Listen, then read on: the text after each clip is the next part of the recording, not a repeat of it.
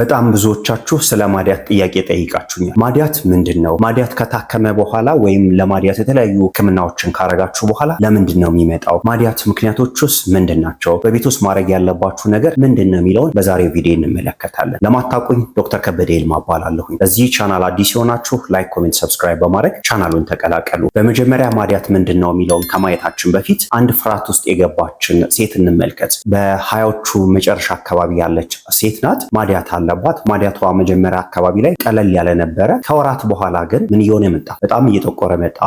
ፊቷን የተለያየ ቦታ በደንብ ከቨር እያደረገ ወይም እየሸፈነ መጣ። ለዚህም ብላ የተለያዩ ነገሮችን ተጠቀመች። በቤት ውስጥ የሚዘጋጁ ስክራቦችን ተጠቀመች፣ ክሬሞችን ተጠቀመች። ያላረገችው ነገር የለም። ነገር ግን ማዲያቱ እየተባባሰ መጣ። ማዲያቱን በመባባሱ ምክንያት ፍራስትሬሽን ውስጥ ገባች። የስሜት መረበሽ ውስጥ እየገባች መጣች። በጣም እየተጨነቀች መጣች። ምክንያቱም ለምንድነው? ቆዳዋ እየተበላሸ ስላለ ማለት ነው። እች ሴት ማድረግ የሚገባት ነገር ምን ነበረ የሚለውን ነገር በስፋት እንመለከታለን። በመጀመሪያ ማዲያት ምንድነው የሚለውን እንመልከት። ማዲያት ምንድነው? ለረጅም ጊዜ የሚቆይ የቆዳ ላይ ችግር ነው። ይሄ ቆዳ ላይ ችግር በመኖሩ ምክንያት እነዚህ ሰዎች ምን ውስጥ ይገባሉ? የስሜት መረበሽ ውስጥ ይገባሉ። ኮንፊደንሳቸው እየቀነሰ ይመጣል። እነዚህ ሰዎች ምን ያስባሉ? ማዲያት ምክንያቱ አንድ ነገር ነው ብቻ ነው ብለው የሚያስቡት። እሱም ቆዳ ላይ የሚከሰት ከላይኛው ቆዳ ላይ የሚከሰት ችግር ነው ብለው ነው የሚያስቡት። ነገር ግን እንደዛ አይደለም። የማዲያት ችግሮች ብዙ ናቸው። በዋነኝነት 3 ችግሮች አሉት። እነዚህ 3 ችግሮች ምንድናቸው የሚሉትን በመጀመሪያ እንመልከት። የመጀመሪያው ምንድነው? ለፀሐይ ብርሃን ተጋላጭ መሆን ነው። ለዩቪ ራዲዬሽን ተጋላጭ መሆን ማለት ነው። ለዩቪ ራዲዬሽን ወይም ለፀሐይ ብርሃን ተጋላጭ በምንሆንበት ሰዓት ላይ ቆዳችን ሜላኖሳይት የሚባል ሆርሞን አለው። ያ ሜላኖሳይት የሚባል ሆርሞን ምን ይሆናል? ስቲሙሌትድ ይሆናል ወይም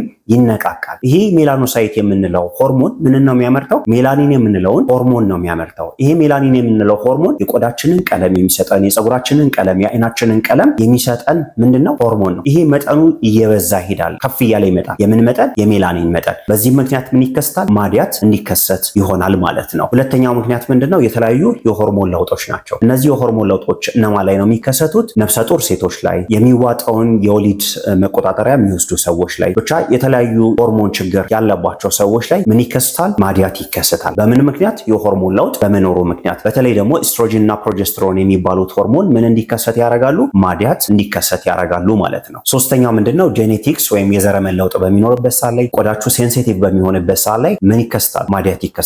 እንዴት ነው የሚከሰተው የሚለውን ነገር እንመልከት። በተፈጥሮ ሜላኖሳይት የምንለው ሴላችን ምንን ያመርታል? ሜላኒን የምንለውን ሆርሞን ያመርታል። ግን ችግር በሚኖርበት ሰዓት ላይ ይሄ ሜላኖሳይት የምንለው ሆርሞን በጣም ሪአክቲቭ ይሆናል። ሪአክቲቭ ከመሆኑም የተነሳ ብዙ ሜላኒን እንዲመረት ያደርጋል ማለት ነው። ይሄ ብዙ ሜላኒን ሲመረት ደግሞ ምን እንዲከሰት ያደርጋል? ማዲያት እንዲከሰት ያደርጋል ማለት ነው። ስለዚህ እነዚህ ከላይ የጠቀስኳቸው 3ቶቹ ምንድናቸው? ማዲያት እንዲከሰት የሚያደርጉ ምክንያቶች ናቸው ማለት ነው። ማዲያትን ለማከም የተለያዩ ነገሮችን እያደረጋችሁ፣ ስክራቦችን እየተጠቀማችሁ፣ ክሬሞችን እየተጠቀማችሁ ከሆነ ሰዓት በኋላ ይጠፋና ተመልሶ ይመጣል። ለምንድን ነው ማዲያት ተመልሶ የሚመጣው የሚለውን ነገር እንመልከት። የመጀመሪያው ምክንያት ምንድነው? ሜላኖሳይት የምንለው ሴል ንቁ በመሆኑ ምክንያት ነው። ይሄ ሜላኖሳይት የምንለው ሴል ንቁ ከሆነ ትንሽዬ አጋላጭ ምክንያት ካለው፣ ለምሳሌ ለፀሐይ ብርሃን በትንሹ ተጋላጭ ከሆነ፣ ስሜታችን ጥሩ ካልሆነ፣ ስትረስ ውስጥ ከገባል ምን እየሆነ ይመጣል? አክቲቭ እየሆነ ይመጣል። አክቲቭ በመሆኑ ምክንያት ምንን ያመርታል? ሜላኒን የምንለውን ሆርሞን እንዲመረት ያደርጋል ማለት ነው። ሜላኒን የምንለው ሆርሞን ተመረተ ማለት ደግሞ እዛ ቦታ ላይ ምን እንዲከሰት ያደርጋል? ማዲያት እንዲከሰት ያደርጋል ማለት ነው። ስለዚህ ይሄ የመጀመሪያው ምክንያት ነው። ሁለተኛው ምክንያት ምንድነው? የስረኛው የቆዳችን ክፍል ላይ ማዲያት ተከስቶ ከሆነ የላይኛው እየጠፋ በሚመጣበት ሰዓት ላይ የስረኛው ወደ ምን ይመጣል? ወደ ላይ ይመጣል። ይሄ ሁለተኛው ምክንያት ነው። ሶስተኛው ምክንያት ምንድነው? ለፀሐይ ብርሃን ተጋላጭ በምትሆኑበት ሰዓት ላይ፣ ሌላኛው ነገር ደግሞ ለከፍተኛ ሙቀት ተጋላጭ በምትሆኑበት ሰዓት ላይ ማዲያቱ ተመልሶ እንዲመጣ ያደርጋል ማለት ነው። ስለዚህ የተለያዩ ህክምናዎች እያደረጋችሁ፣ ስክራቦችን እየተጠቀማችሁ፣ ክሬሞችን እየተጠቀማችሁ ማዲያት እንዲመጣ የሚያደርጉ ምክንያቶች ከላይ የጠቀስናቸው 3ቶቹ ምክንያቶች ናቸው ማለት ነው። በህክምና ተቋም ማዲያትን ለማከም የተለያዩ የምንጠቀማቸው መድኃኒቶች አሉ። ከነዚህ መድኃኒቶች ውስጥ ዲፒግመንቲንግ ኤጀንቶች አሉ፣ ረቲኖይክ አሲድ አለ፣ አዛሊክ አሲድ አለ፣ ሌሎችም ተቀምሞ የሚሰጡ መድኃኒቶች አሉ። እነዚህ መድኃኒቶች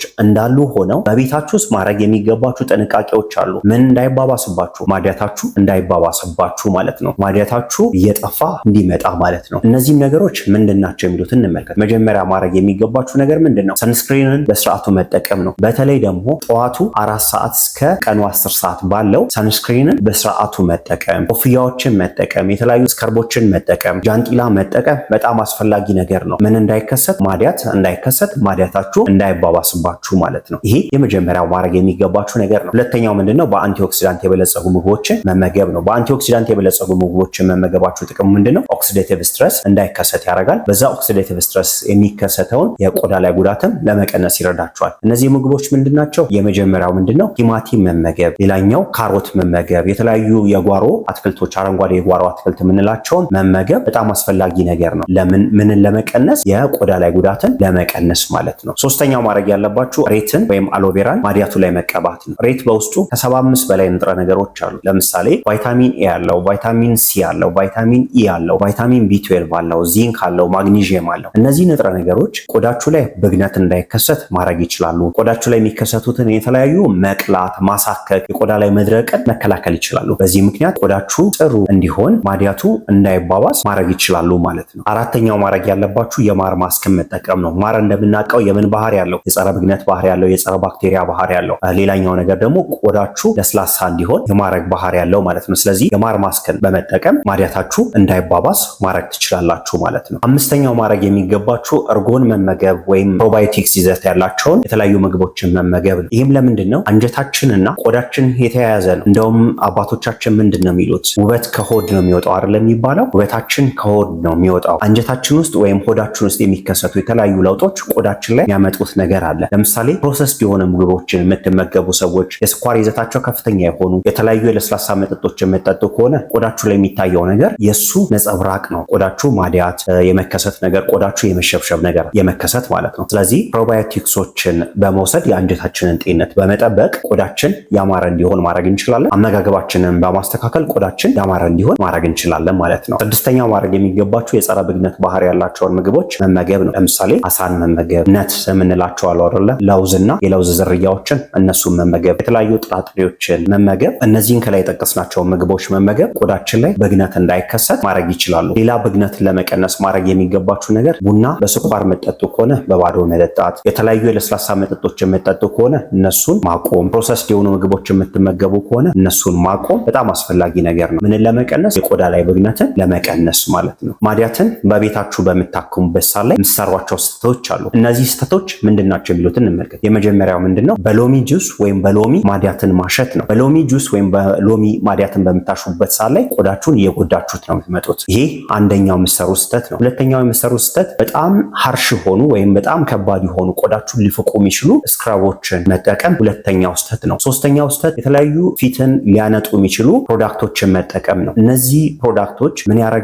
ቆዳ እንዲሳሳ ያደርጋሉ። ከዛ ሲቆይ ቆዳችሁ በጣም እየተጎዳ ይመጣና መልካችሁን እንድታጡ ያደርጓችኋል ማለት ነው። እነዚህ ከላይ የጠቀስናቸውን ነገሮች በምታደርጉበት ሰዓት ላይ ማዲያታችሁ እየተባባሰ ይመጣል። ቆዳችሁ በጣም እየተጎዳ ይመጣል። ከዛም ከፍ ያለ ችግር ይገጥማችኋል ማለት ነው። ስለዚህ እነዚህን ከላይ የጠቀስናቸውን ስህተቶች መስራት መቻል የለባችሁም። በማዲያት ሕክምና ጊዜ ልታውቁ የሚገባው ነገር ምንድን ነው? ማዲያት በአንድ ሳምንት አይጠፋም፣ በሁለት ሳምንት አይጠፋም፣ በአንድ ወር አይጠፋም። ረጅም ጊዜ ይፈልጋል የማዲያት ሕክምና ማለት ነው። ስለዚህ በአንድ ሳምንት አልጠፋልኝም ብላችሁ፣ በሁለት ሳምንት አልጠፋልኝም ብላችሁ፣ በአንድ ወር አልጠፋልኝም ብላችሁ መጨነቅ መቻል የለባችሁም።